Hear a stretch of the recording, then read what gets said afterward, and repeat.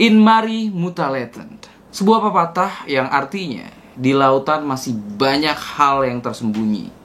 Hello my friend, welcome to my area. Di masa lalu, orang-orang itu selalu membayangkan bahwa adanya monster-monster yang besar dan menyeramkan di tengah lautan. Sampai ada banyak cerita yang turun-menurun tentang makhluk-makhluk yang diduga adalah monster laut. Kayaknya kita belum pernah bahas tentang makhluk-makhluk atau monster-monster yang misterius di dunia ya. Dimana gue suka banget baca-baca tentang hal itu. Kalau ngomongin makhluk misterius gitu ya, kebanyakan tuh mereka pasti adanya di laut gitu, friend. Ada banyak banget cerita dari makhluk-makhluk yang misterius yang mungkin awalnya dari cerita-cerita mitologi gitu ya, cerita-cerita kuno, tapi saking menariknya jadi banyak peneliti yang harus turun tangan untuk meneliti tentang kebenaran cerita-cerita tersebut. Salah satu makhluk yang paling misterius di dunia bernama Kraken.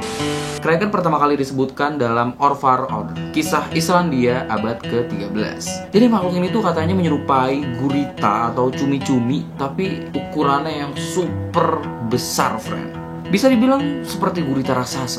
Berawal dari cerita rakyat Eropa Utara, memang banyak nelayan yang cerita bahwa mereka tuh pernah bertemu atau melihat monster laut yang panjangnya sekitar 2,5 km dan diduga ini adalah Kraken.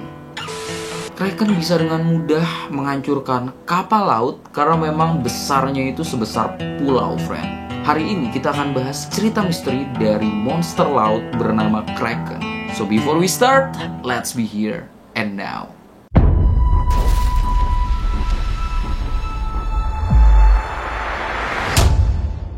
Kisah tentang Kraken pertama kali ditulis pada tahun 1180 oleh Raja Severe. Karena pada saat itu Raja Severe ini melihat cumi-cumi raksasa di tengah laut.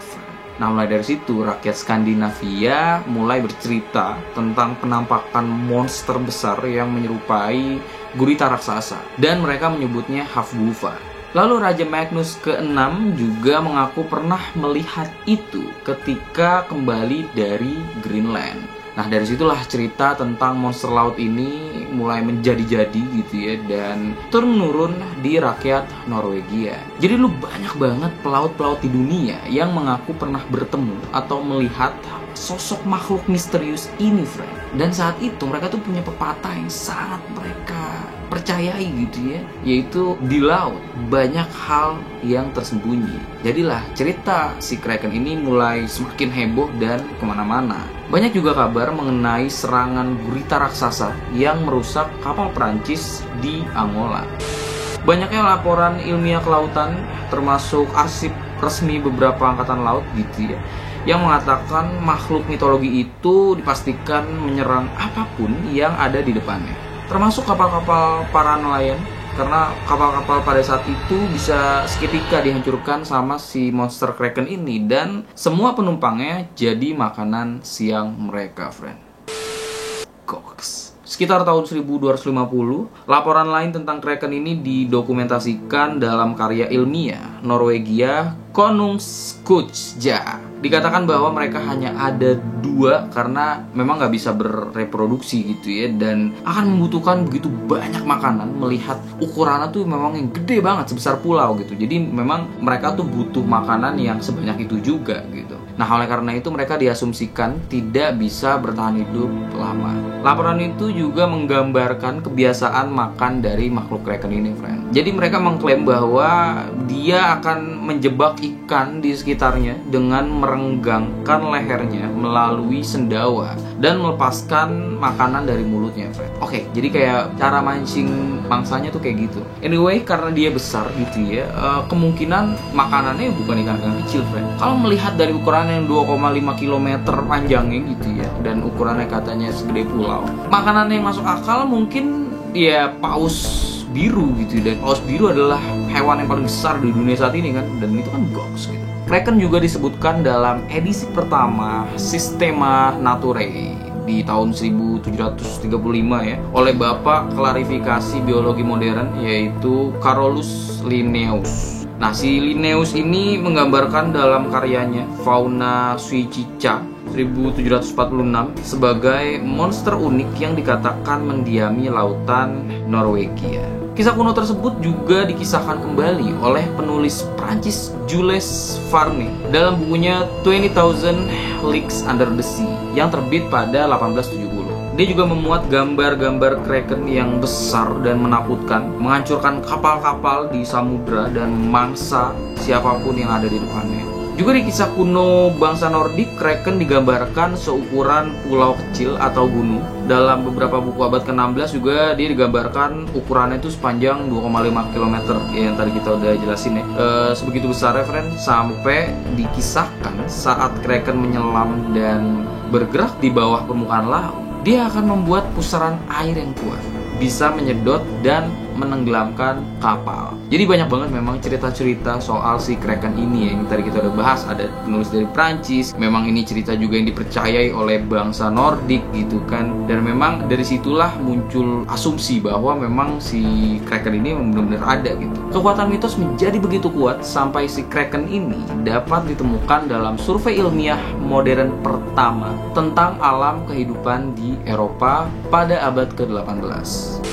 Pada 1853, seekor cephalopoda, cumi-cumi atau gurita raksasa gitu ya, ditemukan terdampar di pantai Denmark, friend. Dimana langsung dimanfaatkan oleh seorang naturalis dari Norwegia yang bernama Jepetus Steenstrup. Jadi dia menggambarkan cumi-cumi raksasa secara ilmiah. Jadi kayak, oke, ini tuh udah bukan mitos lagi karena gue udah ngeliat ada makhluk yang terdampar di pantai Denmark pada saat itu ya. Di situ orang-orang juga udah mulai oke, jangan-jangan ini kraken, jangan-jangan ini kraken gitu. Dan adanya makhluk seperti cumi-cumi raksasa itu yang terdampar itu menjadikan apa ya, bisa dibilang memutarbalikan pandangan manusia tentang adanya kemungkinan kalau si kraken ini memang bagian dari jenis hewan gitu friend, bukan monster atau yang diceritakan yang diheboh-hebohkan dari zaman dulu gitu loh. Intinya para ilmuwan pada saat itu percaya bahwa si kraken ini adalah jenis hewan yang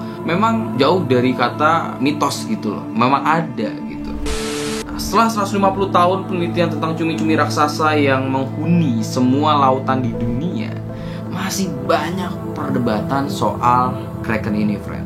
Di era modern ini, sebuah rekaman bawah laut memang pernah merekam seekor gurita atau cumi-cumi raksasa yang bisa bilang ini gede banget. Tapi sayangnya hanya sekitar 7 meter, friend, gedenya. Jadi memang jauh dari yang namanya segede pulau atau 2,5 km gitu. Dan itu menjadikan gurita raksasa yang pernah ditemukan oleh manusia di era modern ini besarnya atau panjangnya hanya sekitar 7 sampai 10 meter. Jadi memang ya gede, tapi jauh dari kata monster laut yang diceritakan orang-orang Norwegia ini gitu. Kayak oke, let's say kita bahas bangsa Viking gitu yang hidup di kawasan Nordik, dikenalkan sebagai penjelajah samudra gitu, friend. Dia ya bisa dibilang kayak mengelilingi samudra lah, dan mereka juga berhasil menemukan Amerika Utara dan lain-lain gitu. Dan kalau memang si kraken ini ada, banyak yang bilang bahwa si bangsa Viking ini itu nggak segampang itu gitu, atau bisa dibilang pasti mereka mengalami kesulitan atau hambatan ya karena ada si monster besar sebesar pulau ini gitu loh. Terus kayak Columbus gitu ya, mungkin nggak pernah menemukan Karibia di Amerika Tengah. Intinya itu pasti dari dulu orang-orang nggak sebegitu leluasanya untuk menjelajahi lautan, friend. Atau minimal ada cerita sejarah lah soal pertarungan manusia melawan monster kraken ini gitu loh. Jadi menurut kalian gimana? Apakah monster kraken benar-benar ada? Terus tadi ada cerita juga soal makhluk kraken ini kan bisa membuat pusaran yang besar sampai kapal-kapal yang ada di tengahnya itu bisa tenggelam. Nah, itu semua bisa dijelasin dari segi geografinya, friend. Jadi daerah sekitaran Islandia memang penuh dengan aktivitas vulkanik. Pulau bisa terbentuk karena banyaknya lava yang mengalir ke laut. Dan pusaran air tadi bisa terbentuk karena adanya gempa. Anyway, itu semua sampai sekarang masih jadi perdebatan. Ada yang memang percaya kalau kraken ini bukan hanya cerita dongeng. Nah, semua tergantung kalian, friend. Karena benar enggaknya tentang sosok monster laut yang menyerupai gurita raksasa masih menjadi misteri. We still in gray area. So itu dia video hari ini. Gue gak sabar buat ngeliat pendapat kalian di kolom komentar. Buat kalian yang gak mau ketinggalan video-video selanjutnya, kalian bisa subscribe channel ini dan jangan lupa nyalain lonceng notifikasinya. Dan buat kalian yang mau request video, kalian bisa email ke requestray@gmail.com. Dan kalian juga bisa DM ke Instagram gue di @rayshude. Thank you for watching and see you in gray area. Sip. Ada pusing.